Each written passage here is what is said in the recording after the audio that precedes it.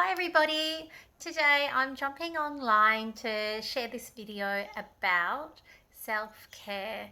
Self-care is something I'm really passionate about and something that has driven my decision over the last couple of years to become a volunteer speaker for raising awareness about depression and anxiety in the community and its prevalence, signs and symptoms, and also steps people can take to support themselves, to find their feet, become well again.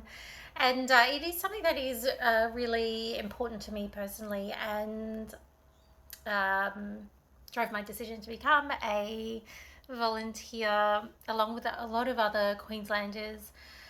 Um, and we go out to communities to talk about what mental health looks like, mental illness, depression, anxiety, and steps people can take to find their feet again. And it is. It was in about 2017 that I felt like, yeah, I'm back on my feet after taking a few years off, you know, off life to find my feet again.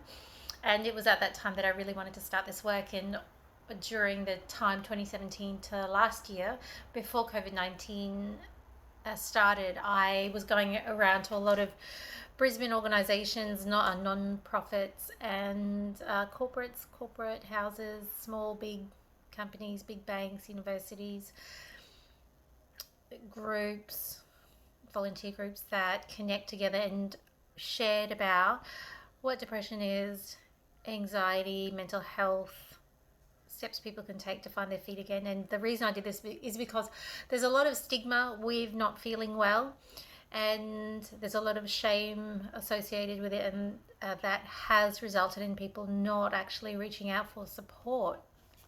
And part of my journey has been that I also really felt ashamed for not feeling well some years ago and didn't reach out sooner for support to get back on my feet. And now that I'm back on my feet, it's something I'm really committed to sharing about, to break this shame culture, silence that comes with not feeling good.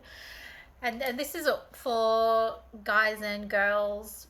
People sometimes think it's a chick thing, depression, anxiety. It doesn't relate to being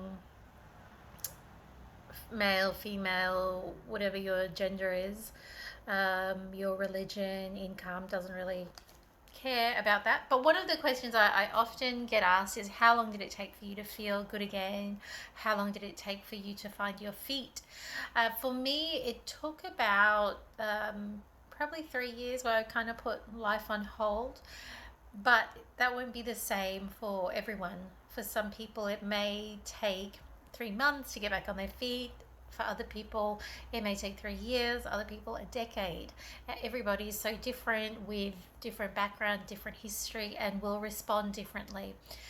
What I do get asked about is, how do I manage my mental health and well-being now? And it is something that I do want to emphasize, that once you experience a episode or period in life where you do have depression and anxiety in terms of a bad episode, the risk is higher for you to experience depression and anxiety again. What that means is that you really need to be aware of how you feel and get to know yourself, what works for you, what doesn't, so that you can really bolster yourself and take care of yourself, because life is going to keep going up and down. That is the nature of life. We have great moments in life, beautiful moments in life, and of course we have down days as well. Sometimes those down days can move into weeks, into years. With how you feel inside. And so developing the self-care toolkit, however that looks for you, is really important, and something that I really emphasize to people that I share with out in the community in Brisbane and in PNG. As a Papua New Guinean, it's something that I do feel really passionate about in terms of sharing with my family, with my friends and my colleagues in PNG, because in Indigenous cultures we don't often talk about depression and anxiety and kind of gloss over it. There is a real big shame culture, stigma associated with not feeling well. We seem to be okay if someone has a broken leg, like, oh, we'll give them some support.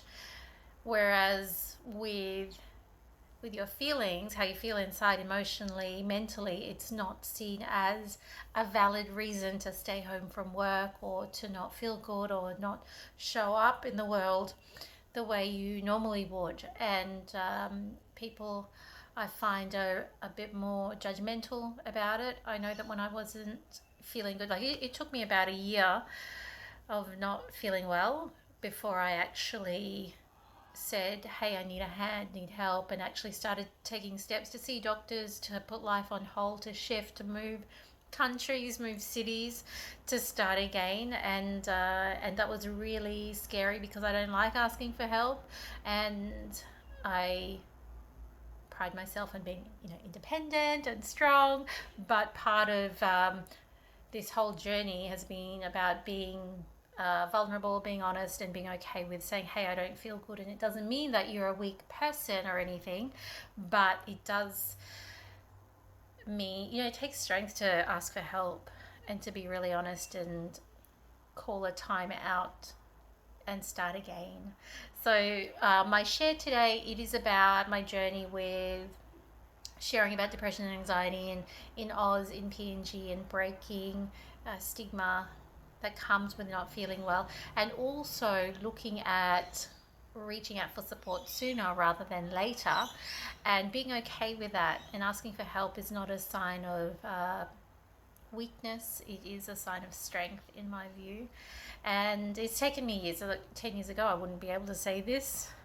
I'm 38 now. When I was 28, I didn't really care much for mental health and wellness, emotional well-being. I was like, whatever, kind of thing. And it is a journey. It is a journey.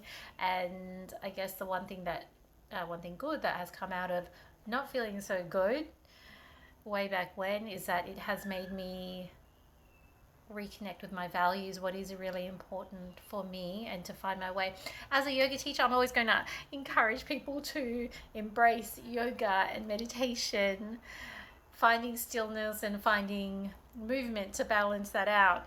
But I also recognize that yoga, it's not everybody's cup of tea. Not everybody loves yoga. I can't believe I'm saying that, but not everybody loves yoga. And it is you finding what works for you. So it may be Tai Chi, it may be swimming, it may be reading, it may be journaling, it may be playing sport, but finding a set of activities that do support you, and being okay with actually reaching out, connecting with people, people who have the skills to get you back to good is really important, and to give you that emotional and moral support to get you on your feet again.